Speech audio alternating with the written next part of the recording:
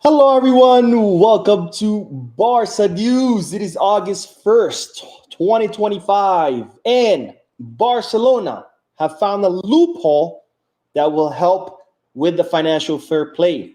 Also, we're going to talk about the implications of Barcelona trying to strip away the captaincy from Ter Stegen. And finally, Barcelona's asking price for Jan Virgili has been revealed. We have a lot to discuss, so let's begin.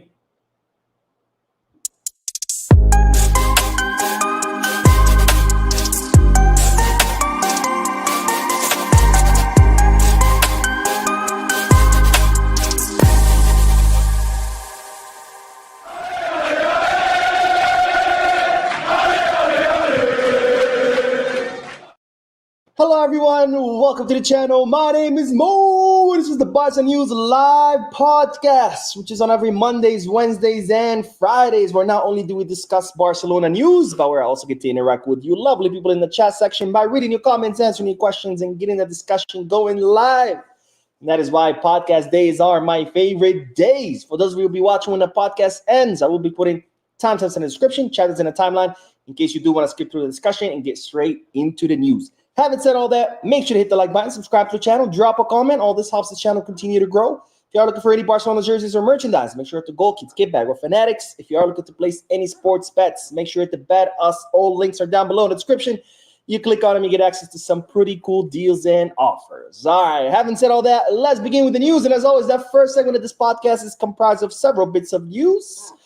It started with the upcoming matches for Barcelona. By the way, I'm still away. As you can see, I am visiting my family in Vegas. I'm visiting my mom. So, and usually when I travel, I don't do podcasts, but I decided today, you know what? Let's do it. So this is actually my first podcast away from home. But let's start with the news because this is the schedule that Barcelona have currently posted on their social media outlets of the upcoming matches. Of course, we still have one more match in the preseason, which will be against Daegu FC in South Korea that will take place on August 4th. After that, Barcelona will return to Spain, and they will play the final friendly match of the preseason, which will be against Como on August 10th. This will be played at the Johan Cruyff Stadium because, as you know, Spotify Camp Nou will not be ready for August 10th. And then La Liga season will officially begin. Now, the first three fixtures will all be away matches per Barcelona's request. Barcelona requested from La Liga that the first three matches be away in order to give them more time to prepare the Camp Nou, and La Liga agreed. So, the first fixture of La Liga season will be against Mallorca away on August 16th. Second fixture, August 23rd against Levante, also an away match. And finally, Rayo Vallecano on August 31st, also an away match. Then we will have a FIFA international break already. Season hasn't barely begun, and we're already talking about FIFA international breaks. And then after that, we'll have the first home match, which will be against Valencia, the weekend of September 14th, which is when Barcelona will hope they will be back to the Camp Nou. Of course, that's still not confirmed, but that is still the goal. Now, speaking of the Camp Nou, I do have an update in regards to our home stadium, our fortress, our beloved home.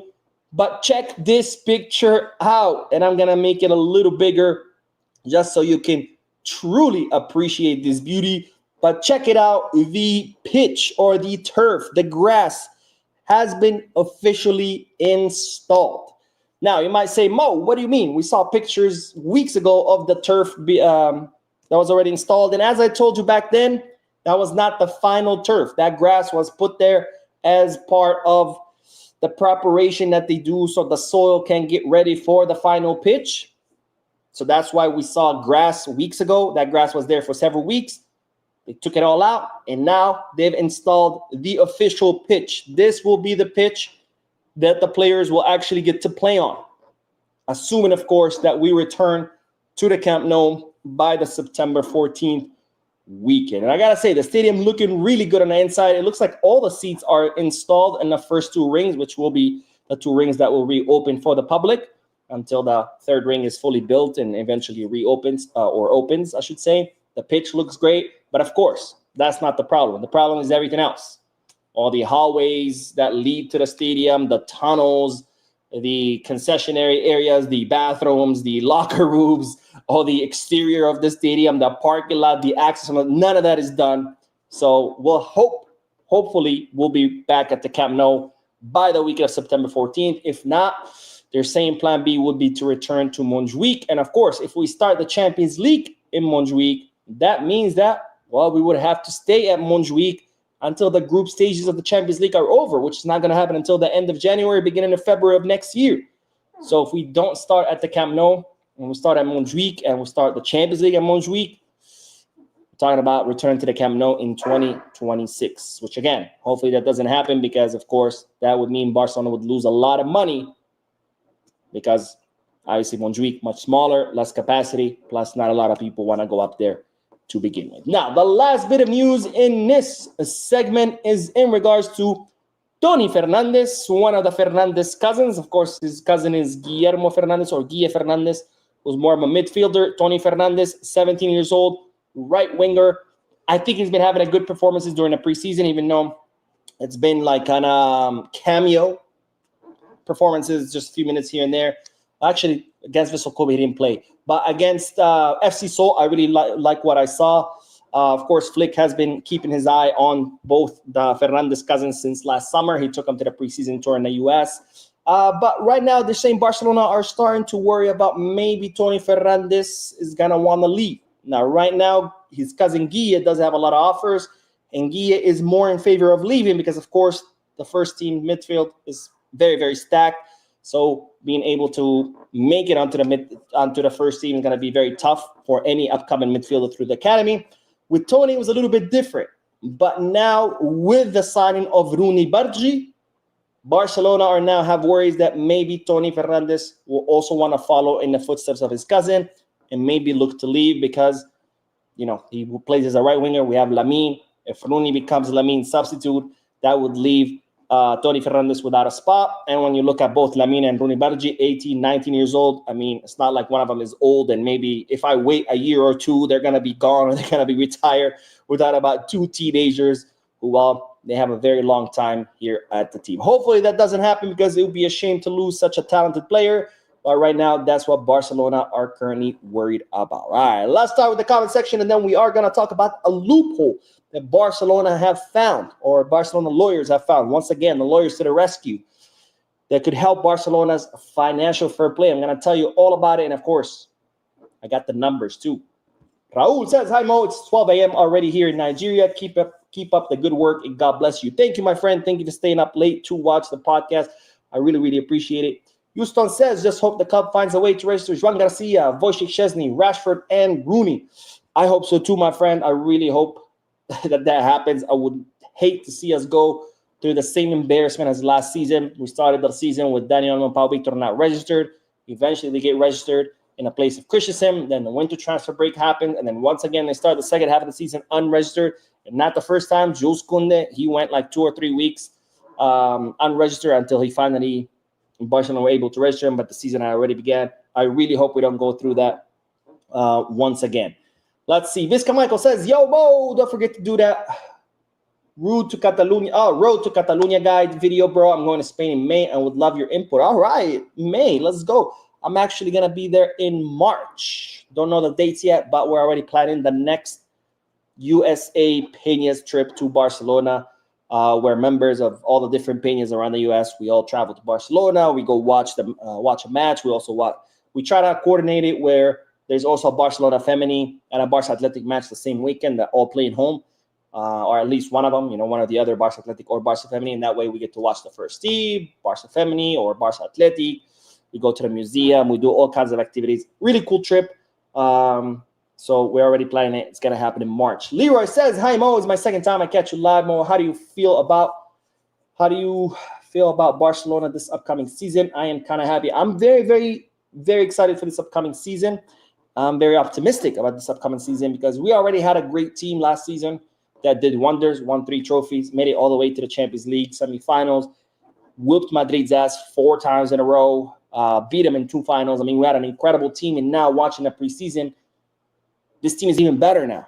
Not just because the players now are older, have more experience, have another year playing together, have another year under Flick, but now we have great additions. We have Jan Virgili, who has been looking promising. Rashford, we know what he's capable of doing as long as he, stays focused. Joan Garcia, great signing as well. We have now Marc Bernal. He's going to be healthy and available. Hopefully he stays that way. I mean, man, we already had a great team, and now this team is going to be even better just by nature because now it's another year. And on top of that, signings and promotions from the academy, which are going to even make it better and better. So I'm very, very excited about this upcoming season. I'm feeling very, very optimistic. Let's do one more comment, and then we'll get back to the news. But Willie says Toni could have gotten more chance last season, but ends up getting this little injuries, which did not help. Yeah, unfortunately, sometimes, football is not always about skills and talent or even hard work. Sometimes it's also about luck, right? Look at Ansu Fati, incredibly promising player, debuts at 16, 17 years old. I mean, he's scoring goals left and right. He's setting records. He gets called up to the Spanish national team. He's killing it with them. He's setting records with them. It looks like this guy's about to be the next Lionel Messi or something, or the next top player. And then bam, 4 injuries, 3 surgeries later. And I mean, we can't even get teams to pay money for him. I mean, sometimes it's also about luck. Yeah, it's unfortunate, but that's life. That's life. But anyways, let's get back to the news because we do have to talk about the 1-1 rule because, ladies and gentlemen, Barcelona's lawyers have come to the rescue once again, finding a loophole in the financial fair play rules that will help Barcelona's financial fair play, help ease it. I don't know if it'll be enough necessarily to register all the players, but of course, every cent counts, especially given Barcelona's current financial situation. Now, let's review the rule itself. There's a rule that states that when you sign a player, you have 5 years to amortize his signing. What does that mean? Let's say you sign a player for 50 million euros, 50, and it's a 10-year contract. You only have 5 years to amortize the transfer fee. The transfer fee is 50 million. You divide it by 5. That's 10 million per season amortization rate. Even though you sign him for 10, it doesn't matter. His transfer fee gets divided by 5 years. Obviously, if you sign him for 4 years, you have 4 years to amortize them. If you sign him for 3, you have 3 years. You get it, right? But the maximum you can amortize a player's transfer fee is by 5 years. Anything more, it doesn't count. So you sign a player for 50 million euros, 10-year contract. You only have the first 5 years to amortize. So that's 50 million transfer fee divided by 5. That's 10 million per year transfer fee amortization rate. Then you add to that his salary. Let's say he earns 10 million per season. So on your financial fair play, you're going to count 20 million for the first 5 seasons, right? 10 million for his salary, 10 million for his transfer fee. So 20 million, 20 million. Every year is going to be, that player is going to occupy 20 million euros on your wage bill or wage cumulative. Okay? Now, what's the loophole that Barcelona have found? Is that this rule only applies to new signings. It does not apply to contract renewals. So there is no limit on the amortization years for contract renewals. So if you sign a player for 10 years, you have 5 years to amortize him, and then 3 years later you renew his contract for another 10 years. Now you have 20 years to amortize his contract. You know what I mean? So this rule of having to amortize a transfer fee by a maximum of 5 years does not apply to contract renewals. Now, Barcelona have renewed a lot of players, including Coutinho and Jules Koundé. And now Barcelona will have more years to amortize their transfer fee of these players, which will help Barcelona's financial fair play. Now, to make it more clear, let's dig into the numbers. Okay, let's first talk about Coutinho, who when we first signed him was Rafinha. Now he's Coutinho. But let's talk about Coutinho. Barcelona paid 58 million euros to sign Rafinha. And they had 5 years to amortize those 58 million euros. So 58 divided by 5 years, okay? So far, Rafinha has been at the club for 3 seasons. So far, Barcelona have amortized 34.8 million euros out of the 58. In other words, Barcelona still have 23.2 million euros left to amortize Rafinha's transfer fee. Okay? Now, Rafinha's contract was only until 2027. That means he only had 2 years left. And we still have to amortize 23.2 million euros over the 2 years left on his contract. So that means that Barcelona were going to have to amortize 11.6 million euros this season, 11.6 million euros the next season. That's how much space on our wage bill Rafinha's transfer fee was set to occupy. Just his transfer fee, not his salary. Okay? Now, Barcelona have extended Rafinha's contract until 2028. So now the 23.2 million euros that Barcelona still have left to amortize Rafinha's transfer fee, instead of getting divided by 2 years, it now gets divided by 3 years because we extended his contract by 1 more year. So now instead of paying 11.6 million euros per year to amortize his contract, now that goes down to 7.7, from 11.6 to 7.7 per year. So now we have 4 million euros less on our wage bill in Rafinha's amortization. Okay? Now let's talk about the other contract renewal. Jules Koundé. Barcelona paid 50 million euros fixed plus 5 million euros in variables. So far, Barcelona have amortized, right now, Barcelona have 20 million euros left in amortization for Jules Koundé. His contract expired in 2027. 20 million is left, 2 years left, 20 divided by 2, that's 10 million euros this upcoming season, 10 million euros the following season. But we just extended Koundé's contract until 2030. So now the 20 million euros that we still have left to amortize Koundé's transfer fee, now instead of getting divided by 2 years, gets divided by 5 years. So that's 20 divided by 5.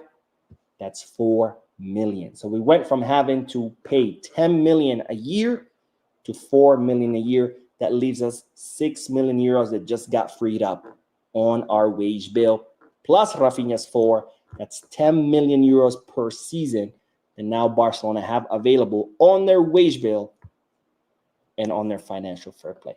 So good job, Barcelona's lawyers, on finding this loophole, because this will definitely go a long way in helping the club's financial fair play. Now, let's get back to the comment section. Then we are going to talk about Mark Ter Stegen and the club's decision or consideration to revoke his captaincy, because it does have implications. Not as easy as just like, take his captaincy away and good to go.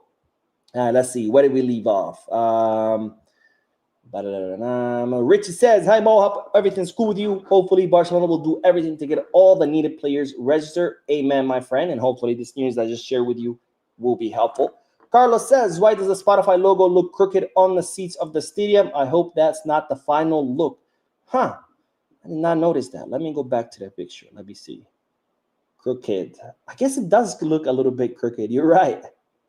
I don't know. I guess there's just maybe there was no way of doing it, because obviously this is like putting seats different colors to make the logo. So maybe there was just no way about it. Maybe the only way to do it. Yeah, I guess that makes sense, because the lines in the Spotify logo, they're curved, and the seats, obviously, they're straight line of seats. So there's no way to curve it unless you make the seats curved, or the row of seats curved, which obviously doesn't make sense. So maybe that's probably why. It's probably just, a design issue. Let's see. Sean says, good night, everyone. I saw the story that Monaco manager said that Ansu was put under special training regime and because he didn't arrive at the right fitness level. Not a good way to start your new journey. I've read about that too. It's not looking good for Ansu, honestly. I mean, I don't know what's going on with him, honestly. All his doctors, his physical trainers, they all say injury-wise, he's fine. He's healed. He's good.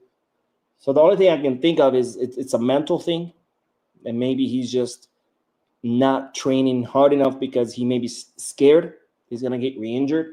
After all, I mean, going through 4 injuries back to back, 3 of them resulted in surgeries. I mean, that probably has some kind of psychological effect. Because remember, that's why Flick didn't like, when Flick first arrived, he was very impressed with Ansu's talent. But he eventually did not count on him because it seemed that Ansu just did not train hard enough with intensity. And if it's not injury, if it's not his body preventing him from training with intensity, maybe it's his mind, right? Maybe it's psychological, because I can't think of any other reason why he would not train with the intensity he's supposed to train if his body is fine. Joseph says, it appears that La Liga president is more preoccupied with Barcelona's financial struggles than fulfilling his responsibilities as the head of the league, on unfortunate reflection of poor leadership. I agree, my friend. I agree. I mean, he's more, I think Tebas knows more about our finances than he does about La Liga's finances. And I mean, he is the president of La Liga. At this point, I think we should just elect him to be the president of Barcelona, because I swear that guy knows more about Barcelona than anyone else. Probably more than Jan Laporta, because he's just talking about Barcelona 24/7. I mean, it's insane. It's insane. Like, do you not have anything better to do? Randomize says, "What's up, Mo? How's Rashford performance so far, according to you?" I didn't see him against Vissel Kobe because, like I said before, I didn't watch the match because the servers were down. I only watched him against FC Seoul. And against FC Seoul, I mean, I can't say I was this super blown away, but I wasn't dissatisfied either. I think he did a good job. He had a really good assist to Dani Olmo. I wouldn't say, everything crazy, but we already know what Rashford can do. It's just a matter of him actually focusing and doing it at Barca. And if he can, I mean, he'd be one hell of a player. I mean, he is one hell of a player. It's just a matter of actually staying in form. Shin says, hope you're having a good day. Time in Vegas, bro. It's the first podcast of the month and time of another round of 5 random memberships. Good luck, everyone. Wow, Shin, my brother, always very, very incredibly generous. Thank you so much for your donation, not just of the memberships, but also your continuous donations in all the podcasts. Thank you so, so much from the bottom of my heart. And now, with that good note, let's get back to the news, because we do have to talk about Mark Ter Stegen. Because yesterday, I talked about how, well, just to backtrack a little bit, as you know, Barcelona are considering removing the captaincy away from Ter Stegen because tension is high right now. The club want him out. He wants to stay. Then he got injured. The club wanted him to get a surgery. He didn't want to. Eventually, they convinced him. But then he made the announcement before they did. So, anyways, tension have been bad between Barcelona and Mark Ter Stegen, and Barcelona are considering taking away his captaincy. And I told you yesterday, this could cause problems in the locker room because the club might be upset with Ter Stegen. There might be some struggle or war between the two of them. But that doesn't mean that the locker room is also against Ter Stegen. And in fact, I told you the reason why I thought why this could cause problems in the locker room is because of Frankie de Jong's statements after the match against FC Seoul, where the Barcelona captain said the following: "For me, Mark is the captain of the team, just as he was last season. Mark is a world-class player and has always given his all to the club. So I support Mark a lot. And from what I know, the team does as well." This is the statement of Frankie de Jong, again, a Barcelona captain, supporting Mark Ter Stegen. And that's why I said, hey, the club's going to have to be very careful about what they do next, because they might end up upsetting the locker room as well. And they might end up causing problems within the locker room just because they're hell-bent on, punishing Ter Stegen for not wanting to leave after how they handled the whole situation. But now it's not just Frankie de Jong who's saying this. Now more players have joined the same stance of Frankie de Jong defending Mark Ter Stegen, which again could only spell more trouble. Now, here is Gavi, who was one of the captains in the match against FC Seoul, and this is what he had to say. "Mark is the first captain in the team, and in the end, the players also vote. Whatever the team decides, so be it. He has had a very tough injury. Mark is the club legend and must be respected for the way he is. When he comes back from injury, we'll see, and the coach will decide. What is clear is that he is a club legend, and he must be respected."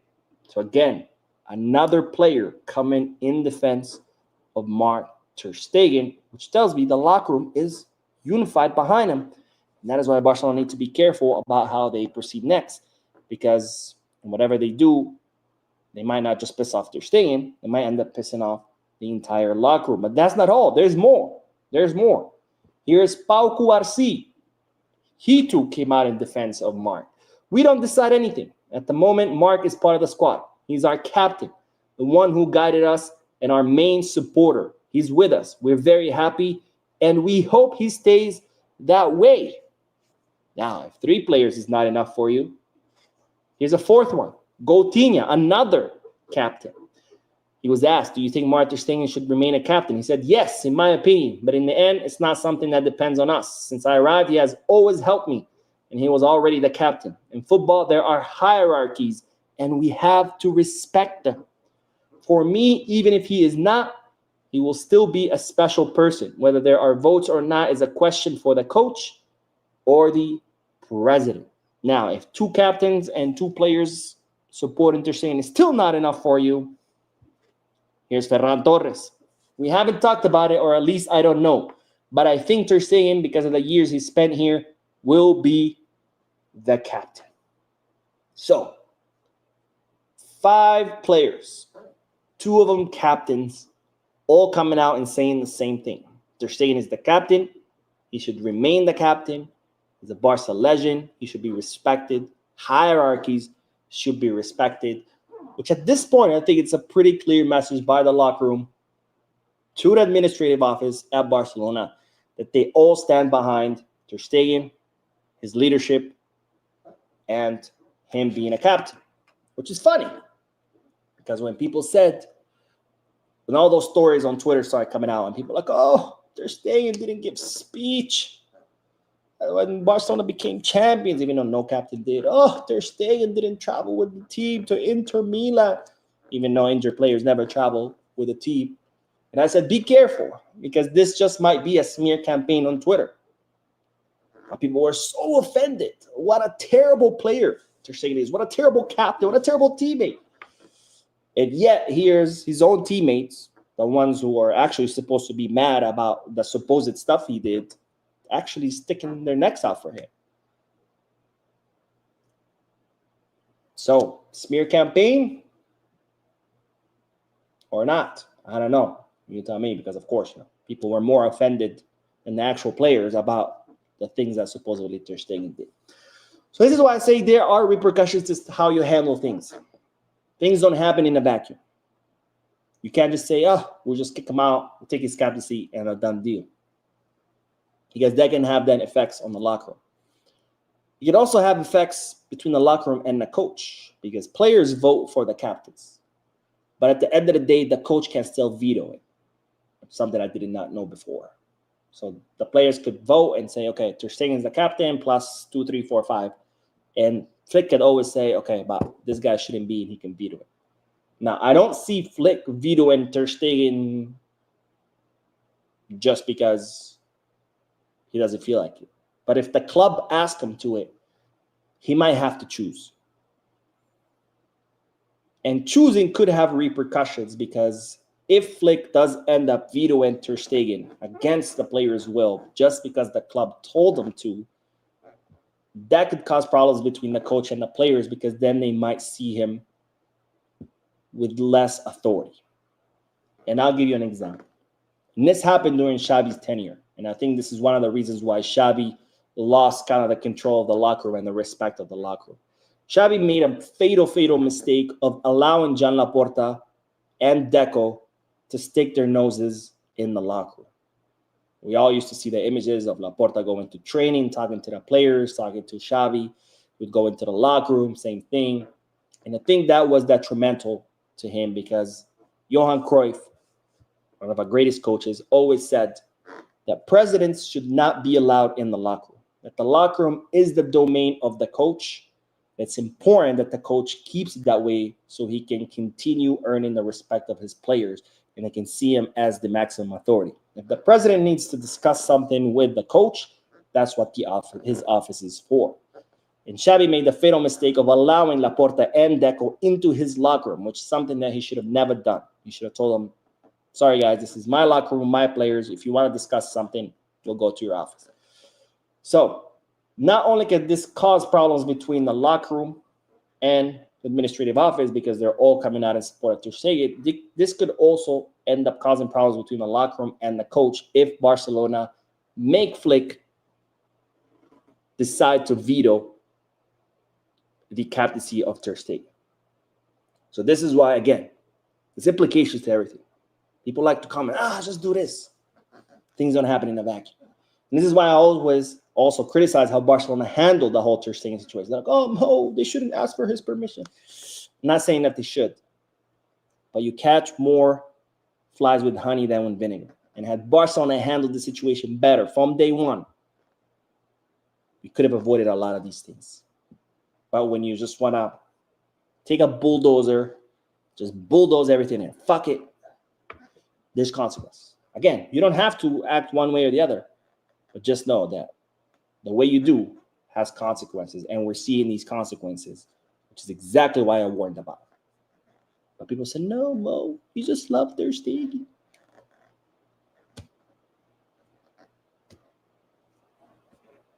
You guys seen Kabi? The one who does like those videos.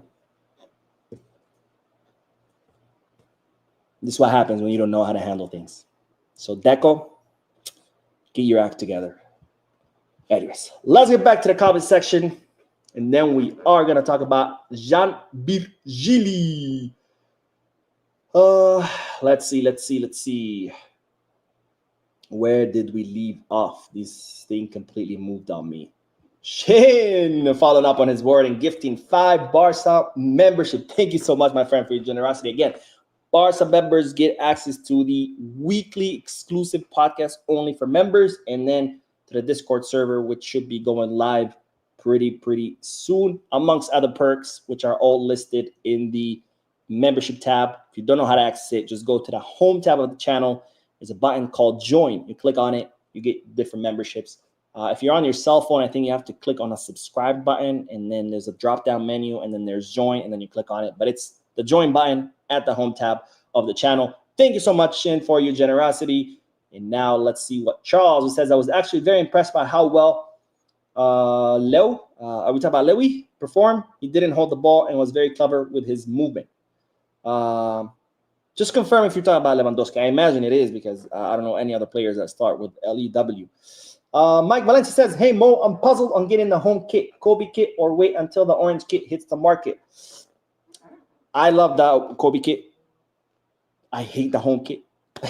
So if I were to advise, I would say the home kit, the away kit, sorry. I mean, actually, I just bought it too. I'm very excited for it to arrive. But the orange kit might be an interesting one too. I mean, we've only seen the leaks, but I like it. I'm not one to wear like orange stuff, but I do like the contrast between the blue logo of the Spotify with the orange. And that might be an interest. There's also the special edition, but I imagine the special edition one for a classical match will probably be very expensive.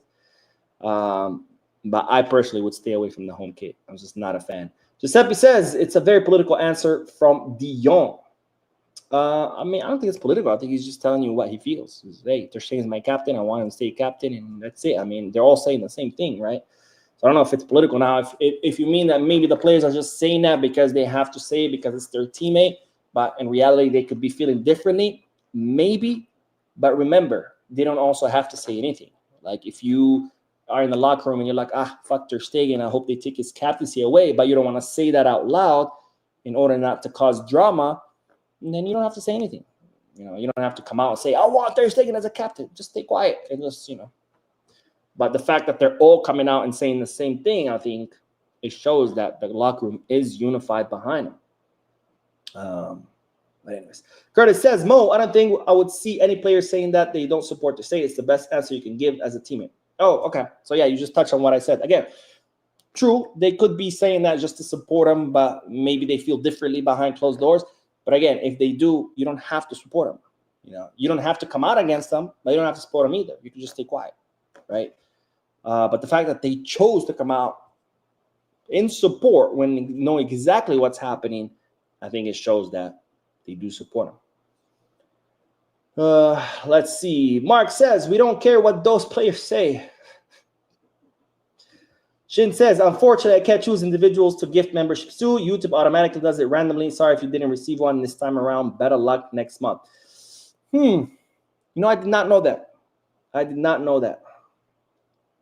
And Mark says, Mo, being a captain is nothing right now. He's not part of the plan. He's not getting any playing time. That's the most important thing. Put on the armband on the bench.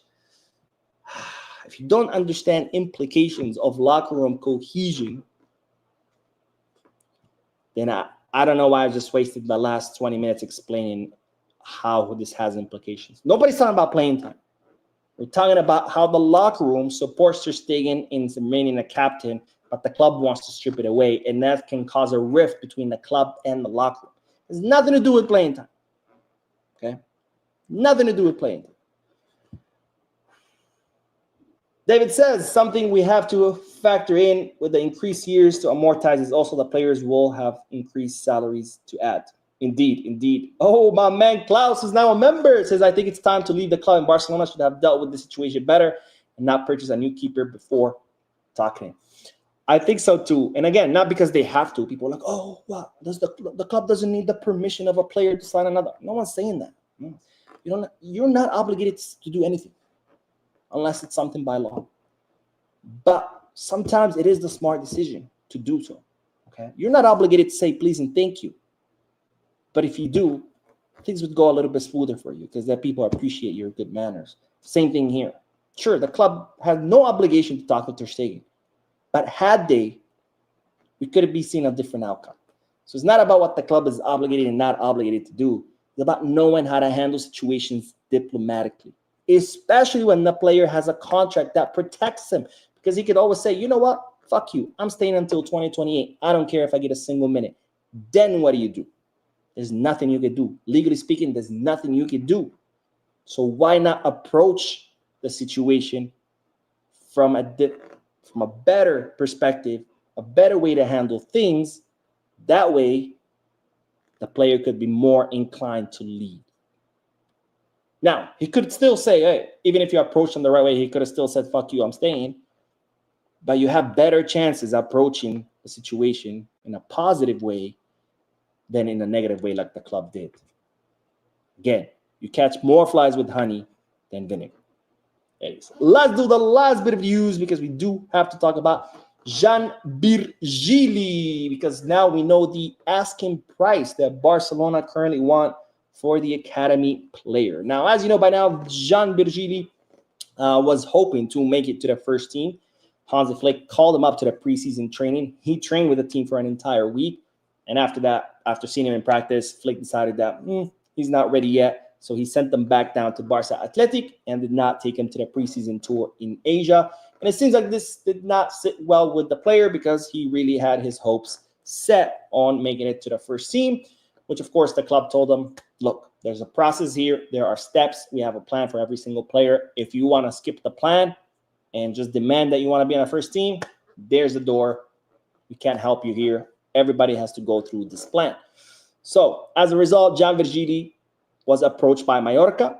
The player is very much in favor of making the move to Mallorca because it's kind of like, if I can't play on a first team, then I'm gone. And Barcelona are open to his transfer because, again, they have this posture of, look, if you want to work through the steps, through the plan that we have for you to make it to the first team, great. If not, sorry, then maybe going somewhere else is the better alternative. Now, we have found out how much Barcelona have asked Mallorca for Jan Virgili, and it's 4 million euros for 50% of the rights of the player. Kind of like what they did with Pablo Torre, where they got 5 million for 50% of the rights, plus, of course, a buyback clause. And this, of course, allows Barcelona to maintain control over the future of the player. That way, if he ends up exploding, becoming this amazing star, they can always bring him back, or even make money in case, he does become this huge star, but maybe there's no space for him on a team. You can still, make a lot of money. But this is a way of keeping control on the future of the player. Barcelona want 4 million euros for 50%, but they're saying that Mallorca are not in favor of making this payment because, well, they can't afford it. And they're kind of hoping that Jan Virgili could maybe pressure Barcelona to allow him to leave for less or even on loan. But of course, now Barcelona have the posture of like, sorry, we're not going to give the players away anymore. You have to pay or you go kick rocks. Oh, we just paid for Pablo Torres, so we don't have money left. Sorry. We wanted Nico. We didn't have money for him, so we missed out too. We wanted Luis Diaz, but we didn't have money for him, so we missed out too. Oh, you don't have money? We're not a charity. Sorry, go kick rocks. You want him? You pay. You don't have money? Not my problem. So far, the negotiations, of course, have stalled. Barcelona insisted on those 4 million, 50%. Mallorca don't have the money. We'll see what happens, whether they come up with the money or maybe they offer an alternative counter offer or something. We'll see. But for now, this is not moving forward. All right, let's do a couple more comments and then we will end the live stream. Malandra says, the only player that could have had the boss to speak his mind was Gundogan. We all saw how he was treated. I'm just saying we can't judge because of their comments. That's good sportsmanship. Again, they didn't have to say anything. Yusuf says, hi, Mo. I'm just joining now all the way from Sierra Leone. I pray that Hansi Flick think well and know what to do about their Stegen issue because if Care is not talked well, it might cause problems. I get your point. I hope so too, because I think what Flick needs to do is he should focus on the team and leave the administrative to the club and not let them interfere with how he manages his team. Okay? Kind of like, because that causes problems. Let's look, for example, at Real Madrid. They signed Mbappe. And of course, star signing, Florentino Perez was like, hey, Ancelotti, he has to play. It's their star signing. And he does. And what happens? That completely fractured the team because they had 3 left wingers. They had Vinicius, Mbappe, and Rodrigo. And that didn't work. Plus, you have 3 players who don't press. Not only all they play in the same position, but they don't press. Right? Xabi Alonso comes in. Mbappe is injured. The team is working, is functioning. Mbappe is healthy now. Oh, you have to play him. He's your star signing. He plays them. What happens? They completely fall apart. PSG demolished them. And I think that's what Hansi Flick needs to be conscious about, is that he is the coach. Those are his players. That is his team. And he needs to make the best decision based on what he sees in practice and not what the club tells him. If, let's say, Ter Stegen returns from injury and he starts killing it, and if Flick thinks he's the best one, then he should put him in. Oh, whoa, no, we want him out. You shouldn't. Fuck you. I'm the coach. I get to decide who starts. Oh, Ter Stegen comes back. He's not doing well. Joan Garcia is better. And Joan Garcia is going to be the starter. Oh, none of them are doing great. It's actually Szczesny. Szczesny gets to start. I don't care if Ter Stegen is a veteran. I don't care if Joan Garcia is our newest signing. Whoever does best, he gets to start. Oh, Laporta, you don't like that? Sorry, I'm the coach. I decide who gets to start. I think that's the best thing that Flick can do. Let's see. Archie says, Bo, what's up? What's this new policy on the coaches having 2 options for revisions of the VAR footage during a match, especially in La Liga? I haven't heard that about La Liga. I know that was a rule that was being considered, but let me look into it a little bit more. Don't quote me on that yet. SA says, after draw emergence, my unpopular opinion is that both Fermin and Olmo have to adapt and learn how to be winger strikers too, due to us being so stacked. So that is my fear, I mean, let's take it easy with Dro. I think, Dro still needs some time to develop. He just played like 2 matches barely in preseason. I see him more spending time in Barca Athletic probably this upcoming season. We need to take it slow with these players. We can't just throw them in the first team and throw them to the wall. So let's wait for Dro to develop first and then see how he does with the first team before we start talking about what to do with Fermin and Olmo. Willie says, I feel the players should work for the team. We are becoming lesser competitive club because of this power we give to the players. Lesser competitive club. My friend, we have the most competitive squad in Europe right now. Crow says, do you see any of the 5 Barca Athletic players getting promoted to the first squad for the upcoming season? My call is Jofre Torrens. I think it's too early a little bit for me to judge because I've only seen Torrens against FC Seoul. I think I liked what I saw. I don't know if it's enough yet, but we'll see how he does against Daegu, and we'll see how he does against Como. I think Como will be a bigger test since it's a European team that's actually doing pretty well. We'll see. Now, as far as who can get promoted, I see Rooney staying on the first team because technically he is a Barca Athletic player. And that's it. We'll see what happens with the Ofre Torrents. Edward says, Mo, Jan Virgili has to go. He can't progress at 4th tier. And as for choosing the team captains, that should not change the remain with the team. It's tradition. Don't change it. Let's see. Oh, we have a donation. I'm so sorry. Ozzy says, Virgili should just ask to go on loan instead. No, Barcelona are not in favor of loans. They're like, they're tired of giving away players. It's just like, all right, you want him, you pay for him. Oh, he's really good. He has potential. Okay, then we're going to keep a buyback clause or 50% of the rights. That way, if he does end up, living up to his potential, we can bring him back. But no more loans. Danny says, the players didn't just come out to support Ter Stegen openly. They were being interviewed, and the interviewer asked them, so they were forced to. Okay, when you get interviewed, nobody puts a gun to your head. You could easily say, no comment. Or just give a short answer. I don't know what's going on. And that's it. It's kind of like when Frankie de Jong was asked, how did Ter Stegen take the arrival of Joan Garcia? And he said, I don't know. You have to ask him.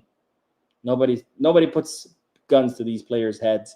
It's like, you have to. You don't have to. It's an interview, not an interrogation. And even in an interrogation, you still have the right to remain silent. Motion says, hi, Mo, what are your thoughts on Gavi? I feel he should start some more games this season. Pedri is not the only midfield maestro we need to focus on. I really like Gavi. I'm seeing great things for him this preseason. And I think, he is a candidate to get more minutes this season. We'll see where, because obviously Gavi can play in different positions. But, I would like to see Gavi more. But anyways, that is all, ladies and gentlemen. Thank you so much for tuning in. Thank you for your likes, your comments, your subscriptions, your incredibly generous donations. Thank you, Shin, for donating the 5 memberships. I will see you guys tomorrow. I don't know if I'll be able to do the MoCast because it'll be really early here in Vegas. But if not, of course, the following Saturday I'll do it. But either way, there will be news videos tomorrow. So I'll see you guys in those videos.